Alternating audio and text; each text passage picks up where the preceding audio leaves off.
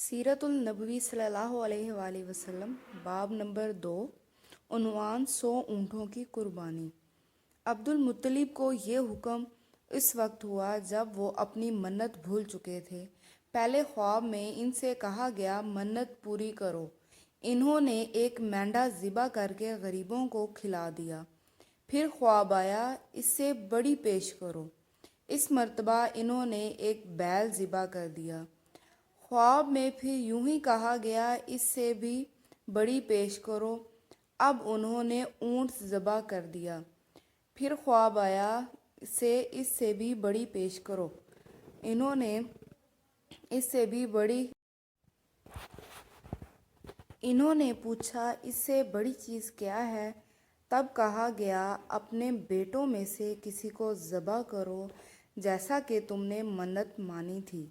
अब इन्हें अपनी मन्नत याद आई। अपने बेटों को जमा किया, इनसे मन्नत का जिक्र किया। सबके सर झुक गए। कौन खुद को ज़बा करवाता। आखिर अब्दुल्ला बोले, अब्बा जान मुझे ज़बा कर दें। ये सबसे छोटे थे, सबसे खूबसूरत भी थे। सबसे ज़्यादा मोहब्बत भी अब्दुल मुत्तलिब को इन्हीं से थी। लिहाजा इन्होंने कुर्रा अंदाज़ी करने का इरादा किया। तमाम बेटों के नाम लिखकर कुर्रा डाला गया। अब्दुल्ला का नाम निकला। अब इन्होंने छुरी ली और अब्दुल्ला को बाजू से पकड़ा और इन्हें ज़बा करने के लिए नीचे लटा दिया। जूं ही बाप ने बेटे को लिटाया, अब्बास से ज़ब्त ना हो सका। फ़ौरन आगे बढ़े और भाई को खींच लिया। इस वक्त ये खुद भी छोटे से थे। इधर बाप ने अब्दुल्ला को खींचा। इस खींचातानी में अब्दुल्ला के चेहरे पर खराशें भी आईं। इन खराशों के निशानात मरते दम तक बाकी रहे। इसी दौरान बनु मखजूम के लोग आ गए।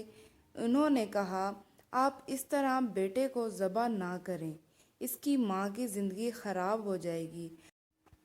अपने रब को राज़ी करने के लिए बेटे का फ़िदिया दे देंगे। अब सवाल ये था कि फ़िदिया क्या दिया जाए। इसकी तरकीब ये बनाई गई कि कागज़ पर 10 ऊँट लिखे जाएंगे। दूसरे पर अब्दुल्ला का नाम लिखा जाएगा। अगर 10 ऊँट वाली पर्ची निकले तो 10 ऊँट कुर्बान कर दिए जाएंगे। अगर अब्दुल्ला वाली पर्ची निकले तो 10 ऊँट का इजाफा कर दिया जाएगा। फिर 20 ऊँट वाली पर्ची डाली गई और अब्दुल्ला वाली पर्ची डाली गई। अब अगर 20 ऊँट वाली पर्ची निकले तो 20 ऊँट कुर्बान कर दिए जाएंगे, वरना 10 ऊँट और बढ़ा दिए जाएंगे। इस तरह से 10-10 करके ऊँट बढ़ाते जाएं। अब्दुल मुत्तलिब ने ऐसा ही किया। 10-10 ऊँट बढ़ाते चले गए। हर बार अब्दुल्ला का नाम निकलता चला गया। यहाँ तक ऊँटों की तादाद 100 तक पहुँच गई। तब कहीं जाकर ऊँटों वाली पर्ची निकली। इस तरह इनकी जान के बदले 100 ऊँट कुर्बान किए गए। अब्दुल मुत्तलिब को अब पूरा इत्मीनान हो गया कि अल्लाह ताला ने अब्दुल्ला के बदले 100 ऊँटों की कुर्बानी मंजूर कर ली है। इन्होंने काबे के पास 100 ऊँट कुर्बान किए और किसी को खाने से ना रोका। सब इंसानों, जानवरों और परिंदों ने इनको खाया। इमाम ज़हरी कहते हैं कि अब्दुल मुत्तलिब पहले आदमी हैं जिन्होंने आदमी की जान की कीमत 100 ऊँट देने का तरीका शुरू किया। इससे पहले 10 ऊँट दिए जाते थे। इसके बाद ये तरीका सारे अरब में जारी हो गया। गोया कानून बन गया कि आदमी का फ़िदिया 100 ऊँट है। नबी अकरम सल्लल्लाहु अलैहि वसल्लम के सामने जब ये ज़िक्र आया तो आपने इस फ़िदिया की तस्दीक फरमाई, यानी फरमाया कि ये दुरुस्त है। और इसी बुनियाद पर नबी करीम सल्लल्लाहु अलैहि वसल्लम फरमाते हैं, मैं 2 ज़बीहों यानी हज़रत इस्माईल अलैहिस्सलाम और हज़रत अब्दुल्ला अलैहिस्सलाम की औलाद हूँ। हज़रत अब्दुल्ला कुरैश में सबसे ज़्यादा हसीन थे। इनका चेहरा रोशन सितारा की मानित था। कुरैश की बहुत सी लड़कियां इनसे शादी करना चाहती थीं, मगर हज़रत अब्दुल्ला की हज़रत आमना से शादी हुई। हज़रत आमना वहब बिन अब्दुल मन्नाफ बिन ज़हरा की बेटी थीं। शादी के वक्त हज़रत अब्दुल्ला की उम्र 18 साल थी। یہ شادی کے لیے اپنے والد کے ساتھ جا رہے تھے۔ راستے میں ایک عورت کعبہ کے پاس بیٹھی نظر آئی۔ یہ عورت ورقہ بن نوفل کی بہن تھی۔ ورقہ بن نوفل قریش کے ایک بڑے عالم تھے۔ ورقہ بن نوفل سے ان کی بہن نے سن رکھا تھا کہ وقت کے آخری نبی کا ظہور ہونے والا ہے، اور ان کی نشانیوں میں سے ایک نشانی یہ ہوگی کہ ان کے والد کے چہرے میں نبوت کا نور چمکتا ہوگا۔ جوں ہی اس نے عبداللہ کو دیکھا، فوراً اس کے ذہن میں یہ بات آئی۔ اس نے سوچا ہو نہ ہو یہ وہ شخص ہے جو پیدا ہونے والے نبی کے باپ ہوں گے۔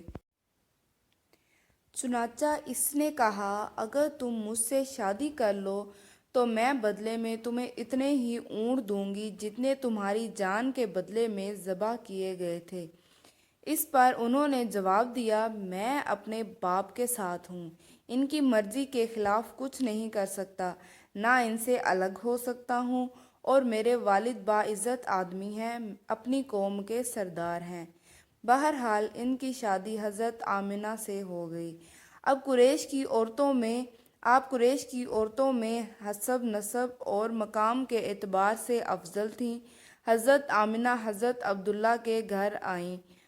آپ فرماتی ہیں، جب میں ماں بننے والی ہوئی تو میرے پاس ایک شخص آیا، یعنی ایک فرشتہ انسانی شکل میں آیا۔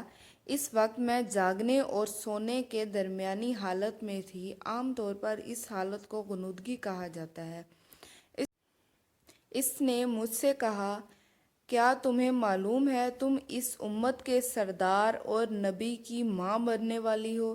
اس کے بعد وہ پھر اس وقت آیا جب نبی اکرم صلی اللہ علیہ وآلہ وسلم پیدا ہونے والے تھے۔ اس مرتبہ اس نے کہا، جب تمہارے ہاں پیدائش ہو تو کہنا، میں اس بچے کے لیے اللہ کی پناہ چاہتی ہوں ہر حسد کرنے والے کے شر اور برائی سے۔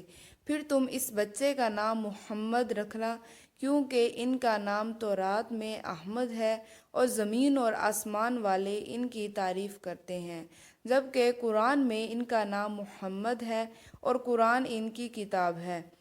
ایک روایت کے مطابق فرشتے نے ان سے یہ کہا، تم وقت کے سردار کی ماں بننے والی ہو۔ اس بچے کی نشانی یہ ہوگی کہ اس کے ساتھ ایک نور ظاہر ہوگا، جس سے ملک شام اور بصرہ کے محلات بھر جائیں گے۔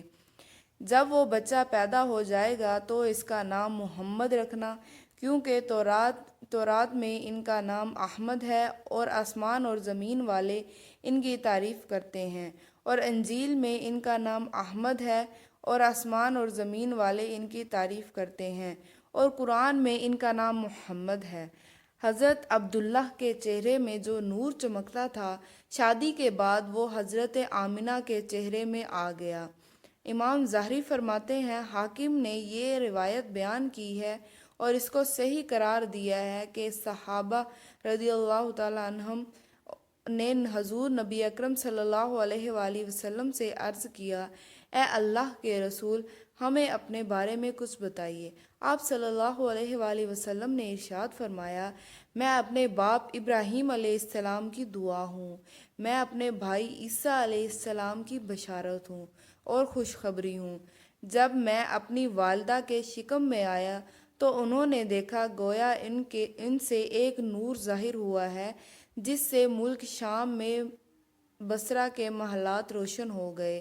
حضرت آمنہ نے حضرت حلیمہ سعدیہ سے فرمایا، میرے اس بچے کی شان نرالی ہے۔ یہ میرے پیٹ میں تھے تو مجھے کوئی بوجھ اور تھکن محسوس نہیں ہوئی۔ حضرت عیسیٰ علیہ السلام وہ آخری پیغمبر ہیں جنہوں نے آپ صلی اللہ علیہ وآلہ وسلم کی آمد کی خوشخبری سنائی ہے۔ اس بشارت کا ذکر قرآن پاک میں بھی ہے۔ سورہ صف میں اللہ تعالیٰ فرماتے ہیں، اور اسی طرح وہ وقت بھی قابل ذکر ہے جب کہ عیسیٰ ابن مریم علیہ السلام نے فرمایا کہ اے بنی اسرائیل، میں تمہارے پاس اللہ کا بھیجا ہوا ہوں کہ مجھ سے پہلے جو تورات آ چکی ہے میں اس کی تصدیق کرنے والا ہوں، اور میرے بعد جو ایک رسول آنے والا ہے اس کا نام مبارک احمد ہوگا، میں ان کی بشارت دینے والا ہوں۔ اب چونکہ حضرت عیسیٰ علیہ السلام یہ بشارت سنا چکے تھے، اس لیے ہر دور کے لوگ آپ صلی اللہ علیہ وآلہ وسلم کی آمد کا بے چینی سے انتظار کر رہے تھے۔ ادھر آپ کی پیدائش سے پہلے ہی حضرت عبداللہ انتقال کر گئے۔ سابقہ کتب میں آپ کی نبوت کی ایک علامت یہ بھی بتائی گئی ہے کہ آپ کے والد کا انتقال آپ کی ولادت سے پہلے ہو جائے گا۔ حضرت عبداللہ ایک تجارتی قافلے کے ساتھ تجارت کے لیے گئے تھے۔ اس دوران بیمار ہو گئے اور کمزور ہو کر واپس لوٹے۔ قافلہ مدینہ سے گزرا تو حضرت عبداللہ اپنی ننیال یعنی کہ بنو نجار کے ہاں ٹھہرے۔ ان کی والدہ بنو نجار سے تھیں۔ 1 ماہ تک بیمار رہے اور انتقال کر گئے۔ انہیں یہیں دفن کیا گیا۔